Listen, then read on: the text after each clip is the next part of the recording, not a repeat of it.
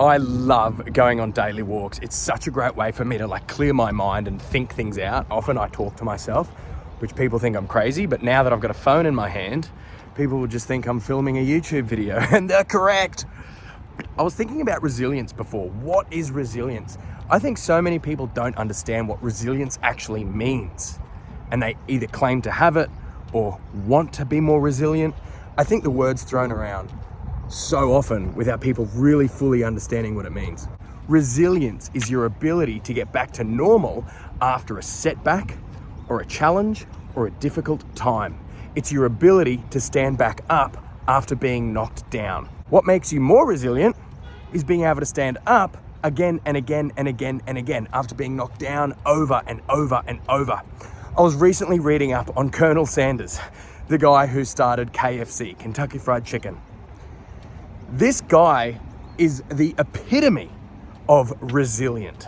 His dad died when he was 6 years old, leaving him to look after his siblings and help his mum, starting to cook for the family. At 6 years of age, I couldn't even wipe my own bum. And then he dropped out of school because back then, couldn't afford school, got to work. So he got a job as a farmhand. But he was a bit of a square peg in a round hole, so he got fired. And he got fired of every job he was in. Then he lied about his age and he joined the army. Now, he actually got kicked out of the military a year later.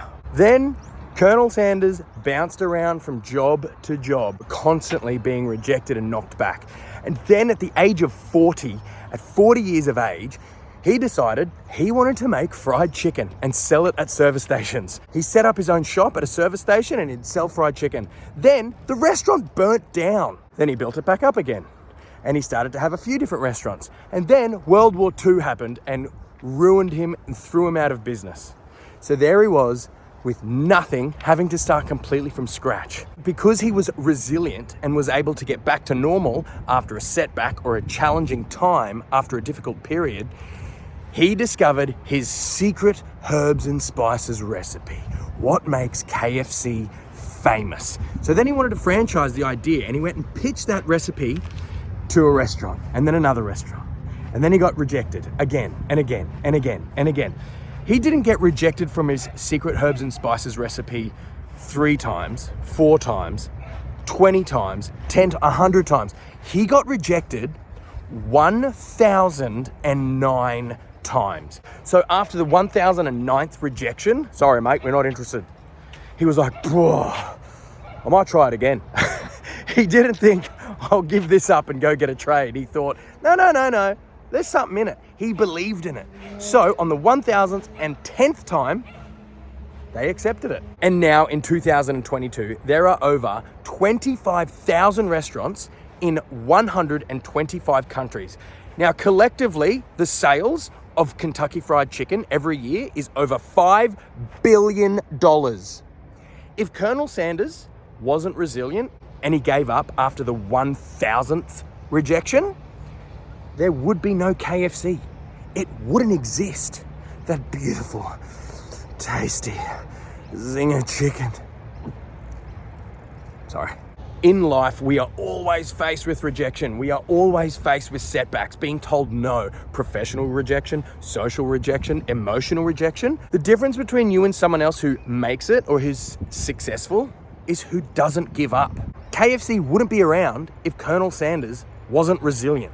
So the next time you fail an exam at school, the next time you get rejected from a job interview, the next time a love interest turns you down, the next time you get told no, just think to yourself, Colonel Sanders got rejected 1,009 times before he became successful. Being resilient is not easy. It's not an easy thing.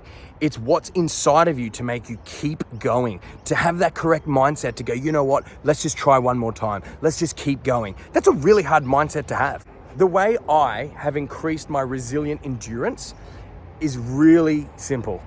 I write down goals every single day, my life goals, my annual goals, my 5-year plan, and my daily goals. And then I write down a gratitude journal, 3 things I'm grateful for every single day. And this next one is a little bit, it's actually quite intimate and a little bit awkward, but it's the truth. I write a message to my inner child. Now, this is a psychological technique where psychology comes into play.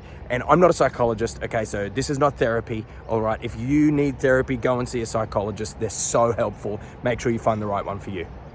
The message to the inner child, for me, is literally, I write down whatever I'm insecure about and I counteract it. So if I think, Seamus, I'm not very funny. Seamus, you are funny. Oh man, I don't deserve success. I don't deserve that. I suck. I'm an idiot. Seamus, you do deserve it. Seamus, you do not suck. Seamus, you are a good person. Honestly, the activity of writing down, counteracting my own insecurities gives me a massive confidence boost, which gives me an amazing endurance to get rejected all the time. I get rejected all the time. Like, it's the main thing of life. Being rejected is completely a part of life. The fear of being rejection will make you not get out of your house. But if you're not scared of rejection, oh man, your potential is endless. Resilience is your ability to get back to normal after a challenging period. Resilience is your ability to get back to square one after being knocked backwards. Resilience is your ability to get back up after being knocked down. And what makes you really resilient is if you keep getting up over and over and over. It's honestly, you know, like those terriers, like those little terriers, you throw a ball and they keep coming back, those little resilient, oh, they're so annoying. They always come back. You've got to be like one of those terriers that always comes back and never stops.